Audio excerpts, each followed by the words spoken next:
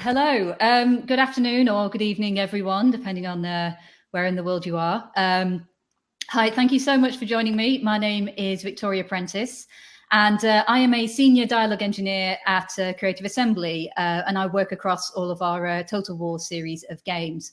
So today I'd like to share a little bit about my journey into and through the games industry with you, how I got to where I am today, and hopefully share a few things that I learned along the way.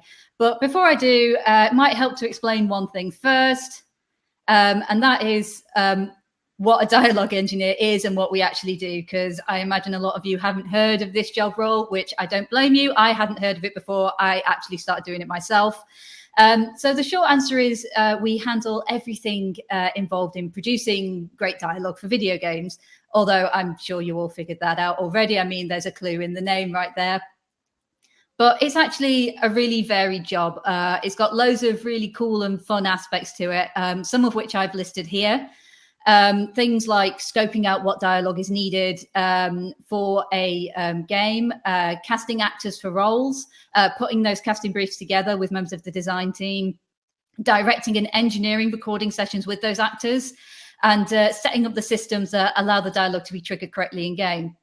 And I am going to talk about some of these elements in more depth later on. But first of all, I thought I'd talk a little bit about how I ended up in this career, because I always think it's so important for people to share their paths into the games industry, because they're often so varied. You could talk to 100 different developers and get 100 widely different stories. So the more of us share these journeys into the games industry, the better, I think.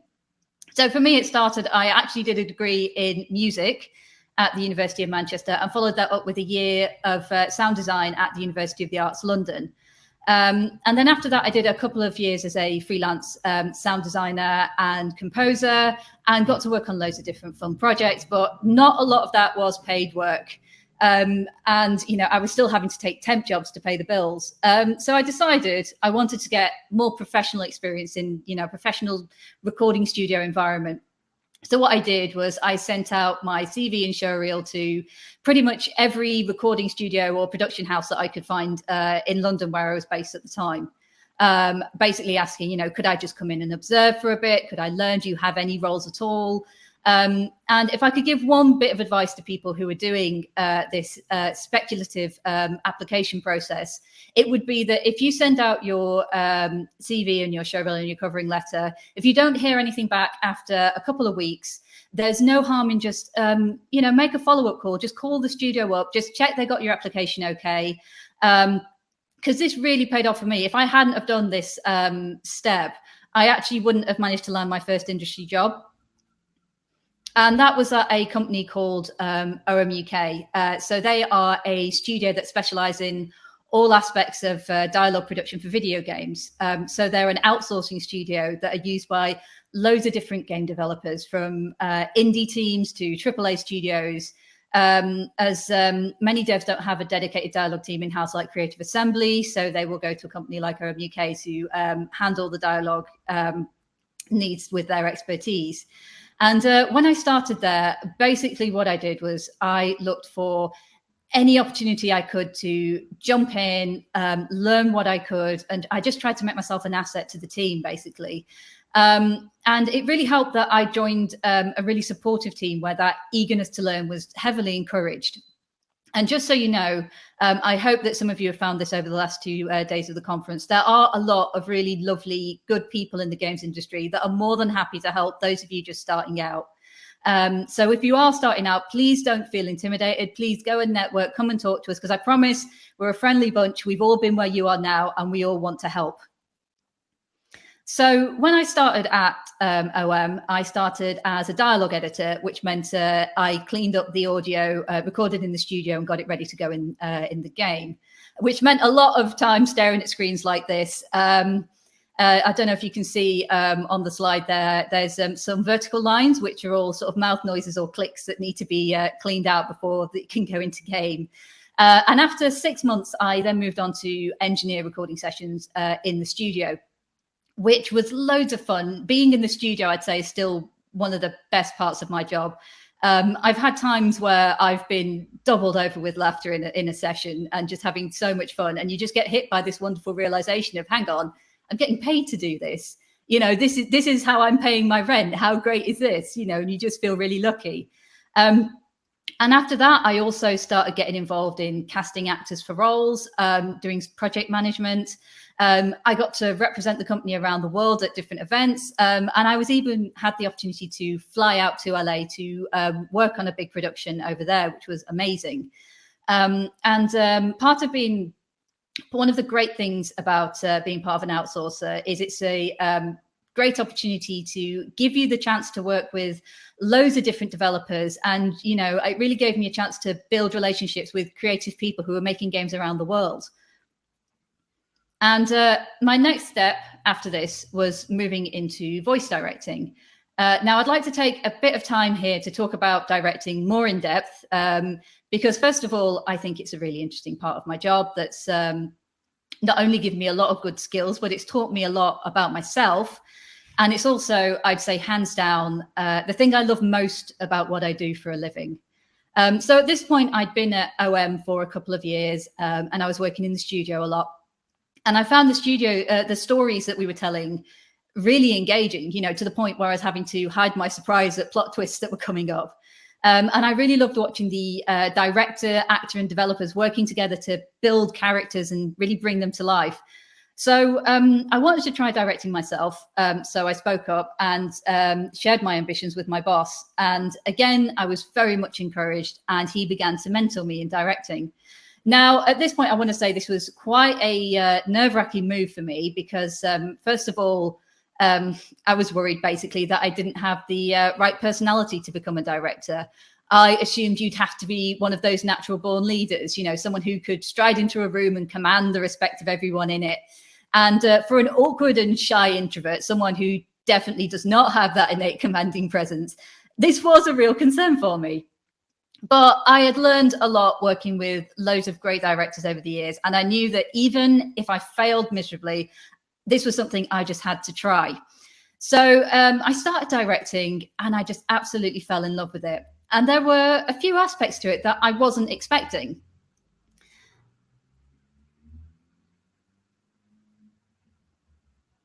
Sorry about that. I've just got ahead of myself. Okay, yeah, so the aspects I wasn't expecting, I will move on to that slide in a second. So the first thing that surprised me was how organic the learning process was.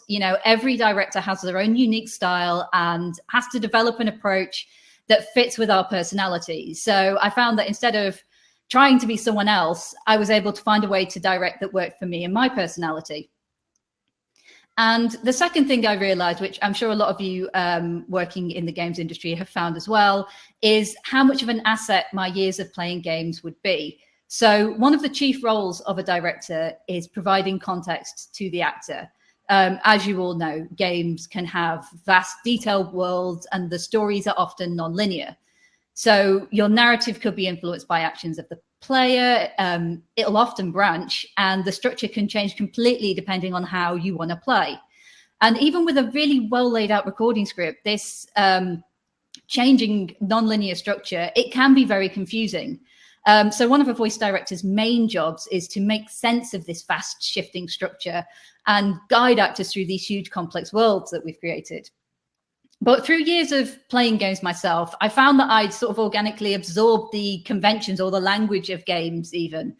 I find it easy to identify things like tutorial text that would need to be clear, important information that needs to be communicated to the player and understandable, and lines of dialogue that were going to repeat a lot. So we had to make sure that they were not going to get fatiguing if you heard them too often. And, because I, had absorbed all these few years of playing games, it made it easier for me to communicate these ideas in a concise way. But I think the biggest revelation I've had from voice directing is the utter dispelling of this myth that you need to have a quote unquote strong personality. Putting yourself out there creatively, it can be a really vulnerable experience. No matter how experienced you are, whether you're an actor, director, a writer, or a designer. How many of you watching have created something, poured your heart and soul into it, and then felt a little bit crushed when you just get a blunt rebuke, just like don't really like that, or fine, It's a horrible feeling, and it really puts you on your guard. So I wondered if a gentler, less confrontational approach might work, and thought I would try some things. So if I thought we should change track in a recording session or try something different, I'd present it as a suggestion. So, I've just had this idea. I'm not sure if it'll work, but what about if we tried this? And I did that because to me, that made complete sense. Art is subjective after all. What is great in one person's eyes will be completely wrong in another's. And you have to try different things in order to innovate. And sometimes those things work. And of course, sometimes they don't. And of course, I was trusting my instincts and I was drawing on my experience. But it felt really disingenuous to me to walk into these situations just stating, okay, we need to do this, this, and this. Absolutely going to work. This is what we're going to do. No argument. Because I wouldn't know if it was going to work until we tried it. And I found that this approach worked really well because if I was on the wrong track, it wasn't a big deal. And people, were still open and relaxed and more willing to share their thought processes and ideas with you. And if you were right, then most people are grateful for good suggestions. And you've proven that you know your onions and you know what you're talking about. So you've shown your skills, you've shown you care, and you've earned their trust. One of my main goals as a director is to get everyone in the studio feeling comfortable and confident, enabling them to be freer to experiment and collaborate. And I found that I was able to do this and lead a room full of talented creatives while still being myself. Now, I just want to take the time at the moment. I'm just going through my slides again. But yeah, I just want to quickly stress that this is not an approach that I felt I had to adopt because I was a woman in a male-dominated industry. I have spoken with a lot of male directors about this same subject, and they all agree that the studio should be a supportive environment. They all use words like empowering and empathetic to describe how they work, no matter their own personal directing style. And there are times where I have to be firm and assert myself, but by approaching directing in this way, I feel like I've built up my confidence to the point where I'm able to do that. So I'm going to go back to the career path now and talk about how I got to Creative Assembly. So at this point, I'd been at OM for about 6 years and I'm really loving it, really enjoying it. But it was starting to feel like I was kind of on the outskirts of game development, sort of orbiting it, on the outside of the fence, looking in. We'd work on a game, we'd hand over all our recorded assets, and then we wouldn't know how it was being used or what was being done with it until we played the release game months later. So I really wanted to work for an in-house game developer, but I assumed that I wouldn't be able to do that because I'd now specialized to such a degree in my career that I just assumed that there were no developers who would hire someone to just handle dialogue full time. And at this point, I'd just completely fallen in love with directing and didn't see how I'd be able to keep doing that whilst I was working for a developer. And at this point, I was contacted by Creative Assembly, and it turned out they had their own dialogue department in-house, and they were wondering if I was interested in joining the team. And they sent the job spec over to me, and I was just amazed. It turned out that they were looking for someone with pretty much my exact skill set and experience. They wanted someone who'd worked on dialogue for games, someone who could engineer and direct recording sessions, which meant that I could keep directing, which was perfect. Someone who'd cast, who'd had experience in localization and project management. And it was crazy. I've never in my life seen a job description I've matched so well. So it turned out my initial assumptions were completely wrong. And worst of all, I talked myself out of even looking. And, I'm lucky they ended up catching wind of me because it goes to show what you could miss out on if you assume the worst. Don't assume, okay, I don't have what it takes to do this. Go for it, take those opportunities. So I've been at CA now for about 2.5 years and having a great time. I'm part of an incredible team, some of which you can see here. All of us having great fun there recording in the park. And I've learned so much from these guys and from talented people across so many different disciplines. I'm able to get involved in productions earlier and have input at the initial design stage. I can work with the team to figure out how a character should sound rather than getting a brief fully formed. And I can actually help shape those character briefs and prototype and test new ideas. So take lovely Silostra Deerfan here from Total War Warhammer 2. She was one of the first characters that I worked on when I started at CA. Little bit of information about her to start off with. She was originally a prima donna whose volatility and intimidating demeanor meant that no one ever dared to deny her demands. After her vessel sank in a storm, she became a vengeful spirit who commands a cursed ghost ship of damned sailors. Her songs of death paralyze and destroy all who cross her, and basically she's a larger-than-life operatic diva with a literal killer voice. Very, very fun character to work on. So not only did we want to capture her larger-than-life persona, but we wanted to capture as much of her musicality as possible in the performance as well. First of all, by casting an amazing voice actress called Charlotte Moore, who is not only a fantastic voice actress, but could also sing, so that we could blend her singing more seamlessly into the dialogue. And since Stylostra attacks with her voice, we captured videos of those attack animations so that we could play them as a reference in the studio. To make sure, for reference and for inspiration, to make sure we got the correct length and the correct feel for the performance of those mighty booming operatic notes that were destroying everyone before her. And we also carefully chose which notes those were that were sung, so that we could match her to the game's soundtrack. So no matter what was happening in the soundtrack of the game, we could make sure she was always singing in the correct key. And after a really fun session in the studio, I was finally able to implement what I'd recorded into the game myself. So I was finally on the other side of that fence. And I've got to tell you guys, it was a little bit emotional the first time that I implemented the character myself, booted up the game, and I heard her in there for the first time. It's still something that gives me tingles to this day. Now, no matter how long I've been doing it, a character that you've been living with for that long, when you actually get them in there and they've come to life, it's a really amazing feeling. And I'm hoping this all works. I just want to show you, I can't big her up that much and not show you a little bit of Stylostra in action. So let me just see if I can load this up now.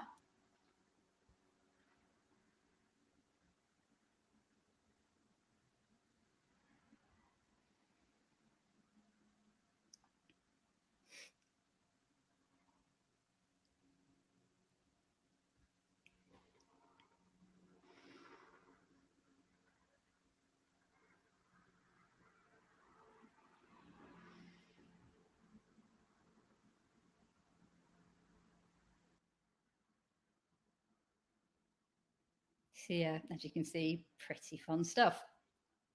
And I can also get properly entrenched in the project now for an extended amount of time. Being part of an outsourcer is really great for the variety of projects you get to work on, but being able to live with a project for an extended period of time over several months is just as rewarding. So I recently finished work on the dialogue for Total War Troy, our latest release, after almost 2 years of work. And it was really fantastic to collaborate with our sister studio, CA Sophia. They really are the nicest bunch of people and so lovely to work with. And it was really fun to see how we could incorporate elements of the Iliad into the dialogue, how we were going to bring iconic characters like Achilles to life, and how to capture the truth behind the myth aesthetic of the game in the characters and dialogue. It was a really, really fun experience that I really enjoyed and I learned a lot from. So that's pretty much it for me. But before I go, I just want to give you one last piece of advice, and that is to push out of your comfort zone. I know it's scary, believe me, from personal experience, but I really do guarantee you are capable of so much more than you think. Okay, that's all from me. Thank you for listening. And I'm here to answer any questions if anyone has anything they want to ask. Hey, Victoria, thank you so much for that. That was fascinating. So fascinating from my point of view, because I've got a filmmaking background. So the actual is like intriguing for me, I suppose, is different, and how, like you said, the briefing process. But interested to know a bit more about how you do brief an actor to embody that character. You said because it can be a bit disjointed, or what the scenes or the narrative, how you do that. Yeah, it's kind of trying to find ways of getting that context, because it can be confusing, especially with a game like Total War, where you've got sort of lines that could be used in lots of different areas. A lot of them are standalone lines that are going to get repeated a lot. So finding a way to communicate, this is what's happening, and doing it in as concise a way as possible, because, no one wants to be, especially when you're doing something creative, you don't want someone blathering on at you for ages between every single take. So being able to communicate that in a concise way as possible is really valuable, you know, and, you know, even, you know, sometimes just being able to, you know, say, okay, you're talking to someone, imagine you're talking to, if you want a smaller performance, just imagine you've got a group of your most trusted generals around you. You know, if you're talking to 40 of your troops, you're going to be projecting a lot more than if it's something quite intimate. If we're doing diplomacy lines, which are some of my favorite things to do, you know, it's kind of one of those times where it's like, imagine that you're sat across from a long table with someone and it's quite relaxed, you're having a conversation, trying to work out a diplomatic deal. So it's things like that, and also having the character brief nailed down as well. So we do a lot of work getting the character briefs into shape before we even send them out to the actors, and then we do live casting. So, you know, we've worked with them before that. You know, we get, and basically you kind of end up workshopping the characters a little bit with the actors in those casting sessions. So you sort of, you know, getting their input as well as, you know, giving them an idea of what the character's about. Is that part of your job to select the actors? Yes, it is. Well, kind of. So I will find the actors to cast, and then we will book them in, and I'll direct the casting sessions. And then it's quite nice. We actually have quite a democratic way of doing it at CA, where we basically have a panel for each game of a couple of people from the audio team and a couple of people from the design team. And basically everyone listens to, I will shortlist the people I think are best for the role. I'll send those out. And then everyone will, you know, send me back their comments and their scores. And basically it's, you know, seeing the consensus of who thinks they're the best. So it's kind of a collaborative thing between a group of people. So. Well, that's interesting because it's quite different to filmmaking where the director ends up often deciding. Yeah. But I think the other thing as well is, I suppose, like we worked in the industry, is just the evolution of the technology and where it's going. Because obviously, you know, there's more narrative that be built into the game. So, you know, what's exciting about that for you? Yeah, that is really exciting for me because, I mean, that's one of the things that I love most about working in dialogue is just one that I've loved since I was a kid is stories in games, you know, how stories are told in games, the fact that it's a different storytelling medium. You know, if you look at, for example, films is a passive medium where you observe, whereas with games, it's active. You are part of the narrative. You can shape that narrative. So, you know, it's really exciting when you play games that actually embrace that and, you know, trying to find ways to make that active narrative. It's a different way of telling a story. And, you know, more and more developers seem to be realizing that and what they can do with it. So, you know, being able to, you know, develop characters more and work more in that active medium is really exciting. So you're pretty well set, I think. Your role's going to be increasingly important. That's what I'm hoping. Fingers crossed. Yeah. Well, anyway, there's been a lot of comments saying thank you so much for sharing your story and also talking about your process. Oh, I've got one more question. But yeah, I'd be interested to know what your involvement with localization has been. Was this during your outsourcing time or in-house? Well, it's kind of both. So with localization, at CA, we work alongside our partners. We've got a great team. Sega Localization are amazing, and they help us with all of our localization needs. Because for localization, back when I was at OM and at CA, what you really want to do is you want to find studios to partner with in the countries where you're recording. So if you're doing a French localization, you want to find, you know, a French localization studio that you can partner with, you know, because they are going to be able to direct the actors better than we are. You know, they're going to have the talent pools, and you really want, you know, their input on shaping how the localization is going to be. You know, it's not, you can't really do a straight translation of a script and expect the context to still work in different languages. And especially things like humor, you know, wordplay in one language is not going to work in another. So, you know, it's like studios that can then look and say, well, this is how we're going to adapt it. I mean, that's one thing I find fascinating is looking at the differences between different localized versions of games and, you know, how people have adapted it to different cultures. So yeah, working closely with partners, you know, in those countries is invaluable. All right. Brilliant. All right. Well, thank you so much, Victoria, for sharing your story and process. I think everybody found it really valuable. Brilliant. Thank you. Well, thank you for having me. Thanks. Hey. All right. See you. Bye, guys.